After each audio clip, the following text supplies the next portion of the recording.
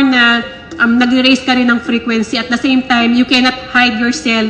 Yung dating dark shadow mo, you cannot hide it.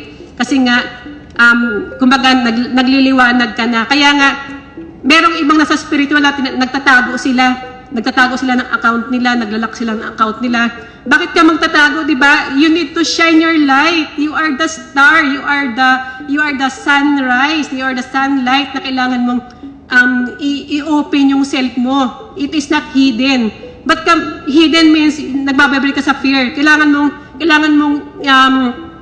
you need to show up. You need to show up yourself, di ba? Kasi yun yung truth mo. Speak your truth without having fear. Yun yung totoong masasabi mo na you are enlightened. Kasi nga, kilala mo na yung self mo at the same time confident ka na ilabas yung truth mo na wala kang fear sa sarili mo, di ba? Na i-judge ka ng iba.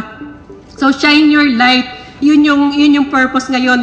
Napakatagal ng panahon na nagtatago tayong lahat sa mask. We are hiding inside the mask, di ba? Yung shadow mo. Pero ngayon, nagkakaroon na tayo ng awakening.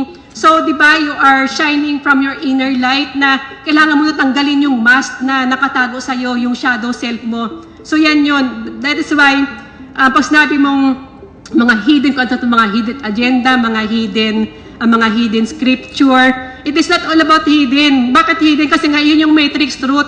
That is not your truth. Kasi nga yung truth mo, hindi mo yan makikita sa mga scriptures, hindi mo yan makikita sa any books or any Holy Bible, kundi ikaw mismo yung makakaalam niyan sa sarili mo. You have your inner knowing. Ano pa yung purpose ng inner wisdom mo? Ano pa yung purpose ng intuition mo para magbigay sa'yo ng inner guidance? Diba? Yan yun yung purpose. Kaya ka may binigyan ng intuition.